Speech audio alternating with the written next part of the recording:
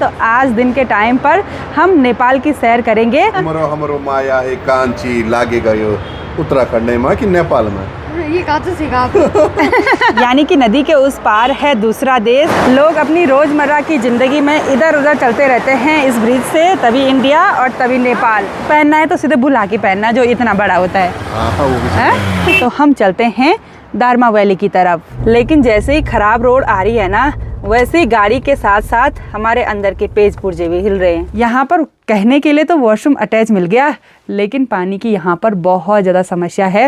Hotel के भाई जी लोग उधर जा रखे पानी लेने, गदेरे में जा रखे, गदेरा भी जम रखा है। प्रणाम आप सभी को, मैं प्रियंका तिवारी आप सभी का स्वागत करती हूँ देवभूमि उत्तराखंड के पिथौरागढ़ जिले के धारचूला से। आज मौसम बहुत ही सुहावना सा है। चारों तरफ की ऊंची ऊंची पहाड़ियाँ और इन पहाड़ियों के बीच में बसा हुआ यह सुंदर सा धारचूला शहर और नीचे कलकल बहती हुई काली नदी, जो कि इस पूरे शहर को दो भागों में विभाजित कर देती है। और यही काली नदी दो देशों की सीमा भी बन जाती है, यानी कि नदी के उस पार है दूसरा देश और वो देश है नेपाल, और नदी के इधर साइड है इंडिया, यानी कि हमारा प्यारा सा उत्तराखंड। यानी कि हम इंडिया में रहकर नेपाल वालों को देख सकते हैं और वहाँ के लोग इंडिया को देख सकते हैं बिल्कुल नज़दीक से। और इतना ही नहीं, हम वहाँ जा भी सकते हैं। तो आज दिन के टाइम पर हम नेपाल की सैर करेंगे और वहीं से लंच करके आएंगे। कल हमने धारचूला में इस खूबसूरत सी लोकेशन पर इस वाले होटल में नाइट स्टे किया और सुबह से अभी और अभी के पापा यहाँ पर झूला झूल रहे हैं। मज़ा आ रहा है ना? आनंद आ रहा है भाई। आज तो हस्बैंड जी ने बिल्कुल पहाड़ी लुक बनाया हुआ है, सर पे टोपी लगाई हुई है। हाँ, क्योंकि हम उत्तराखंड से नेपाल जा रहे हैं ना आज, इसीलिए। हाँ बिल्कुल, बॉर्डर क्रॉस करेंगे, खाना खा के फिर वापस आएंगे। आपको कैसा लग रहा बच्चा? बहुत बढ़िया लग रहा। सच में? बस नेपाल में खाना खाने जाना है। अब देखते हैं, शॉपिंग भी करेंगे। आपको क्या खरीदना है? मुझे जो भी मिलेगा। नेपाली टोपी लेंगे आपके लिए। हाँ, ठीक है। हमरो माया है कांची लागे गयो उत्तराखंड में कि नेपाल में, ये कहाँ से सीखा आपने? इन दोनों की मस्ती मजाक चलती रहती है। घूमेंगे इसके लिए आज। नहीं नहीं, ऐसा नहीं। और सासू जी यहाँ से नज़ारों का आनंद ले रही हैं। सासू जी क्या देख रहे हैं? नेपाल? नेपाल तो आप 2 बार जा चुके हैं, तीसरी बार जाएंगे आज। तीसरी बार भी आ रहे हैं। हाँ वही तो।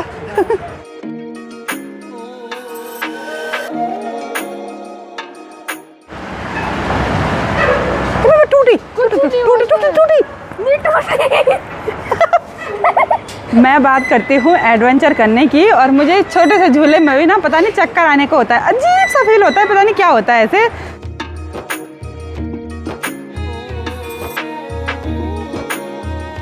तो चलिए जी, अब धारचूला की सकरी सकरी गलियों से बढ़ते हैं सफ़र में नेपाल की ओर आगे। यहाँ पर एक तिराहा है और यहाँ पर लिखा हुआ है 1 वे, तो हमने इस वाले रोड से आगे बढ़ना है।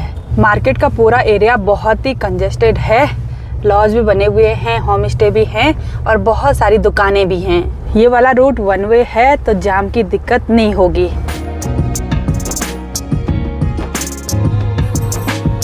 तो एक बार हमने गाड़ी पार्क करने के लिए जगह ढूंढनी है। पार्किंग आ गई है, बोला मिलेगी तो। ऐसी भीड़ भाड़ में नहीं भी मिल सकती है पार्किंग। चलते चलते बहुत सब्सक्राइबर मिल रहे हैं, धन्यवाद। वीडियो देखने के लिए धन्यवाद। हम वीडियो देखते रहते हैं, धन्यवाद। थोड़ा सा रुके ये पूछने के लिए कि पार्किंग का रास्ता कहाँ जाता है। अब वो सब्सक्राइबर निकले चलते चलते और बहन लोग भी मिल गए, और पीछे से गाड़ी वाले हॉर्न बजा रहे, क्यों रुक रहे यहाँ पर। ये धारचूला का मार्केट एरिया है और इधर तो कपड़ों की सेल लगी हुई है। कपड़े तो नहीं खरीदने? नहीं, बहुत सारे ला रखे हैं कपड़े साथ में। देखते हैं। हाँ। बाद में घूमेंगे मार्केट, एक बार पार्किंग तो मिल जाए। हाँ। अच्छा, यहाँ से लेफ्ट जाना है हमको। हाँ, लेफ्ट मिल जाएगी पार्किंग। ये कौन सा चौक है? गांधी चौक है ना? ये गांधी चौक है। अच्छा,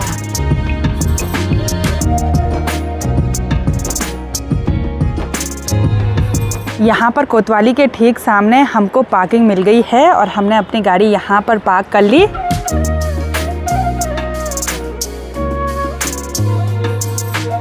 आईडी कार्ड दिखाने के बाद अभी हम बढ़ रहे हैं नेपाल की ओर आगे, और अभी हम हैं काली नदी के ऊपर बने हुए इस ब्रिज पर।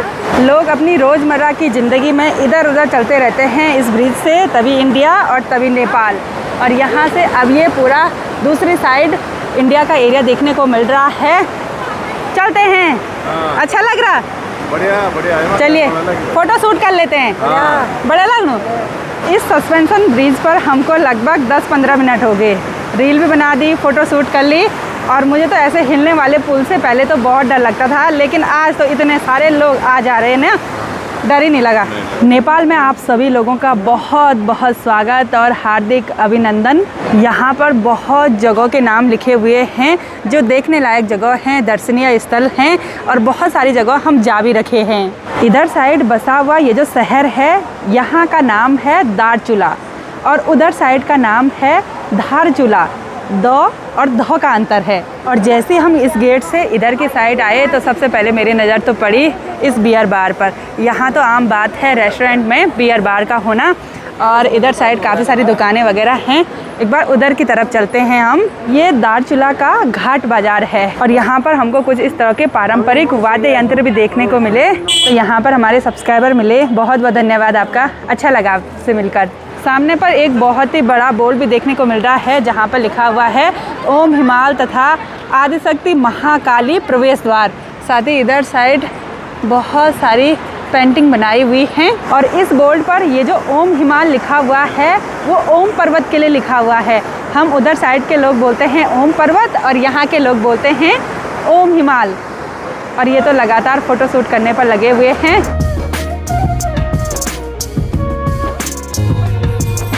यहाँ की महिलाओं की पीठ में मुझे कुछ इस तरह की कंडी देखने को मिल रही है। रास्ते के दोनों साइड सिर्फ कपड़ों की दुकानें देखने को मिल रही हैं। और यहाँ की एक अलग बात बताऊँ, यहाँ दुकानों में ज़्यादातर लेडीज़ बैठी हुई हैं। चलिए भाई जी, आपसे मिलकर बहुत बढ़िया लगा, धन्यवाद।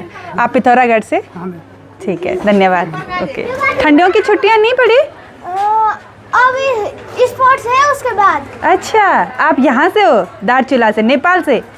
पढ़ाई करने के लिए उधर जाते हो? इधर ही है स्कूल? उधर। अच्छा, यही है स्कूल। ओके।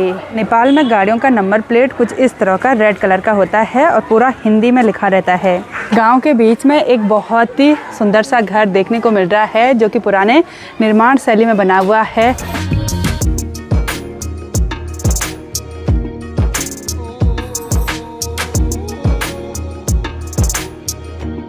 मैं तो घूमते घूमते लोगों के आंगन में ही पहुंच गई। अब यहाँ से वापसी चलते हैं हम गांव की तरफ, ऊपर की ओर आगे। गांव की गलियों के बीच मार्केट में घूमते घूमते अभी हम एक शॉप पर रुक गए हैं और यहाँ पर मुझे कुछ अलग सी चीज़ देखने को मिली। ये भेड़ की खाल है, जो चाइनीज़ भेड़ होती है उसकी ऐसे खाल निकाल देते हैं। ये ब्लैक कलर की, ये वाइट कलर की और बहुत सारी ऊन यहाँ पर स्टोर करके रखी हुई है। ये लंबे लंबे बाल ऐसे टाँके हुए हैं। और हस्बैंड जी, सासू जी और अभी बेटा चले गए हैं इस वाली शॉप पर। यहाँ से सासू जी के लिए ख़रीदारी शुरू हो गई है स्वेटर की। बूमा छोटा तो नहीं है ना? हाँ, दिन के लगभग 2 बज गए, लंच टाइम हो गया। और वैसे तो आज हमने सोचा था कि हम यहाँ नेपाल में आकर थकाली खाना खाएंगे, लेकिन इधर साइड हमने बहुत ढूंढा लेकिन थकाली खाना नहीं मिल रहा है। या तो फास्ट फूड है या तो नॉनवेज है। तो यहाँ पर सभी के लिए लंच भी आ गया। इन्होंने ऑर्डर किया फ्राइड राइस और मैंने अपने लिए ऑर्डर किया वेज थुप्पा। तो चलिए जी, मस्त खाना पीना खाने के बाद अब बढ़ते हैं फिर से अपने इंडिया की ओर वापस। बहुत टाइम हो गया हमको यहाँ पर घूमते घूमते ना। और हस्बैंड जी बोल रहे थे कि सुन चानी पसल में जाओ बोला यानी कि ज्वेलर्स के पास जाओ बोला, यहाँ के लिए एक रिंग लेकर आओ जो सेप्टम रिंग होती है ना। मैंने बोला छोड़ो, वो बड़ी बड़ी हैं, बड़ी बड़ी कहाँ पहनूंगी। हाँ, मैं ना अगर मिल जाते तो ले लेते। तो पहनना है तो सीधे बुला के पहनना जो इतना बड़ा होता है। हाँ, वो भी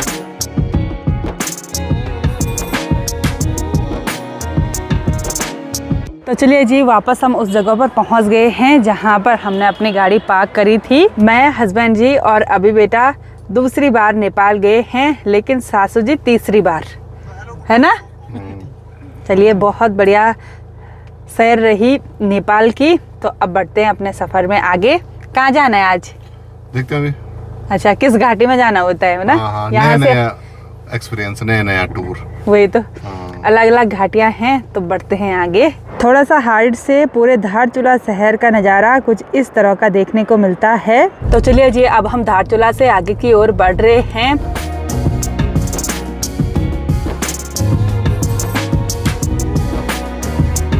रोड तो बहुत ही बढ़िया है और जैसे जैसे हम आगे बढ़ रहे हैं पहाड़ियाँ और भी ऊंची ऊंची होती जा रही हैं।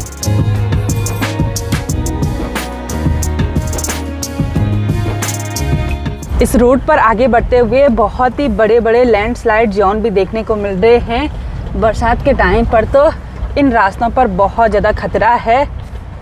अभी भी रोड बहुत अच्छी नहीं है, कहीं पर अच्छी थी लेकिन देखते ही देखते ख़राब रोड भी आ गई।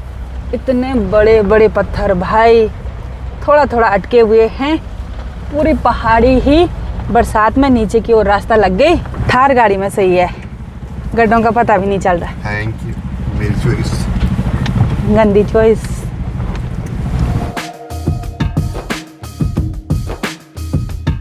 इस रोड पर लगातार काम लगा हुआ है लेकिन ऊपर की चट्टान को देखकर डर भी लग रहा है। आगे बढ़ते हुए अभी हम तवा घाट में पहुंच गए। यहाँ पर दो रास्ते हैं।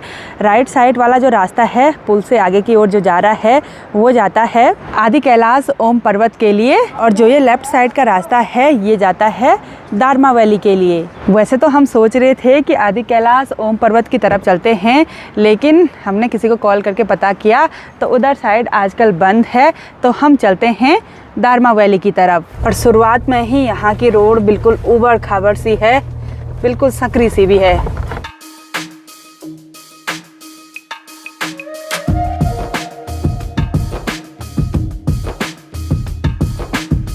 बहुत देर तक ऊबड़ खाबड़ रोड पर चलने के बाद अब काफ़ी अच्छी रोड आ गई है। आजकल भी यहाँ इतने सारे वाटरफॉल देखने को मिल रहे हैं। मैं तो सोच रही हूँ कि बरसात के टाइम पर क्या हाल होता होगा। चारों तरफ वाटरफॉल ही वाटरफॉल और साथ में हरियाली। आजकल तो सब रूखा सूखा मौसम हो रखा है।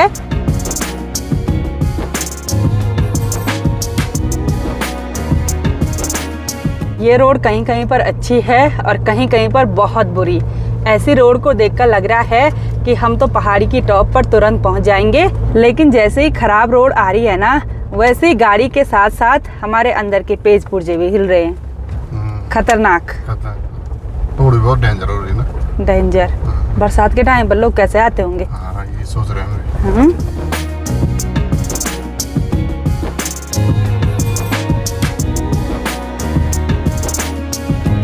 बाहर पूरी तरह से अंधेरा हो गया और शाम के लगभग 6 भी बज गए हैं और अभी तक हम बहुत ही ऊबड़ खाबड़ रोड पर अपने सफ़र में आगे बढ़ रहे हैं। रास्ते में एक भी गाड़ी देखने को नहीं मिल रही है, ना पीछे है और ना ही आगे है, और ना ही इस रोड से कोई अभी ऊपर नीचे की ओर जा रहा है।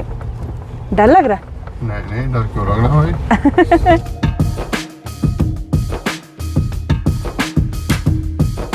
खूबसूरत सफ़र में आगे बढ़ते हुए शाम के लगभग 7:30 बजे फाइनली हम अपनी आज की डेस्टिनेशन दारमा घाटी के आखिरी गांव दंतु गांव में पहुंच गए हैं। हमने नाइट स्टे के लिए रूम भी ले लिया है। 4 बेड का ये रूम है।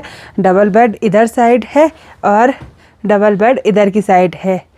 सासू जी और अभी बेटा तो सो गए हैं। ठंडा लग गया है इनको बहुत ही भयंकर। सो गए? हाँ, क्या कर रहे हैं? कुछ नहीं। और इस वाले रूम में वॉशरूम अटैच है। दुक्तू से लेकर दंतु तक बहुत सारे होम स्टे होटल वगैरह बने हुए हैं और रास्ते में भी बहुत सारे होम स्टे हैं। और हम ऊपर गांव में नहीं गए क्योंकि हमको एक लोकल भाई जी लोग मिले। उन्होंने बोला कि आप फैमिली वाले हैं, तो बोला आप जहां पर आपको वॉशरूम अटैच मिले वहाँ रूम ले लीजिए, क्योंकि ऊपर गांव में होम स्टे तो है लेकिन बोला वॉशरूम अटैच नहीं है। तो हम उसी चक्कर में रोड के नज़दीक होटल देख रहे थे। 2-3 जगह हस्बैंड जी ने होटल रूम देखे लेकिन कहीं तो बहुत हाई प्राइस के थे। 3000 बोला था पर पर्सन के हिसाब से। मैंने 12,000 का रूम बोला ना। अच्छा, रूम तो बहुत ज़बरदस्त था, उसमें कोई वो बात नहीं है, लेकिन बच्चे का कम नहीं कर रहे थे। फिर हस्बैंड जी ने बोला कि कहीं दूसरी जगह पर रूम देख लेते हैं, तो यहाँ पर हमको कंफर्टेबल स्टे मिला 1500 के हिसाब से। नहीं, 1000। अच्छा, तो बच्चे का फिर माफ़ किया उन्होंने। बच्चे का हाफ रेट लिया। माफ़ किया क्या हाफ रेट? नहीं, हाफ रेट लिया। अच्छा, 3,000 पर पर्सन है, 2,000 के 2। अच्छा तो इतनी हाइट पर हमको रूम भी मिल गया, बहुत बड़ी बात है। इतना ज़्यादा ठंडा है, मुंह से भाप निकल रही है। इतने मोटे मोटे जैकेट स्वेटर पहन रखी है, फिर भी ठंडा महसूस हो रहा है। और जिस हाथ पर फ़ोन पकड़ रखा है ना, वो तो सुन्नी हो गया। तो यहाँ पर कहने के लिए तो वॉशरूम अटैच मिल गया, लेकिन पानी की यहाँ पर बहुत ज़्यादा समस्या है। होटल के भाई जी लोग उधर जा रखे पानी लेने, गदेरे में जा रखे, गदेरा भी जम रखा है। तो कल सुबह आपको चारों तरफ के खूबसूरत नज़ारे दिखाएंगे। चाय लेकर आए? हाँ, सबसे बड़ी बात है उन्होंने कहा चाय भी देंगे इसमें और खाना भी देंगे और अच्छा। सुबह में ब्रेकफास्ट भी दे देंगे। अच्छा, तो मतलब उसी में खाना पीना भी है। हाँ। तो लेकर आ गए हैं गर्मा गर्म चाय। चाय लेकर आए? हाँ, चाय लेके। तो चाय पी लेते हैं। हाँ।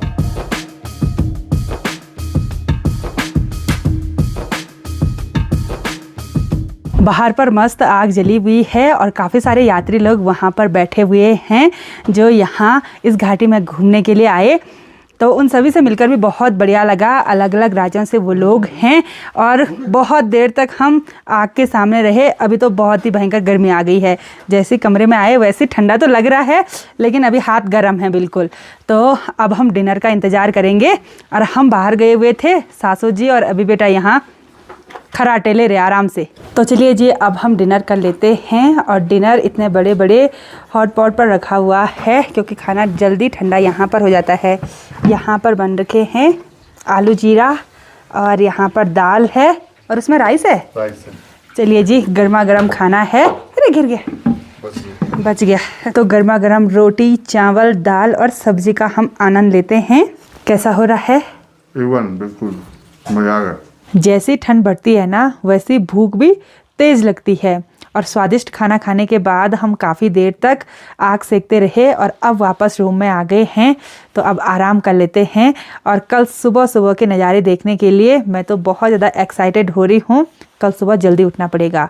तो चलिए जी, आज की इस वीडियो को यहीं पर एंड करते हैं। आई होप आपको वीडियो पसंद आई होगी। वीडियो पसंद आए उसको लाइक कीजिए, कमेंट कीजिए और अपने दोस्तों के साथ शेयर कीजिए। मैं प्रियंका योगी तिवारी मिलती हूँ आपको अपनी अगली नई वीडियो में। तब तक के लिए जय देव भूमि उत्तराखंड।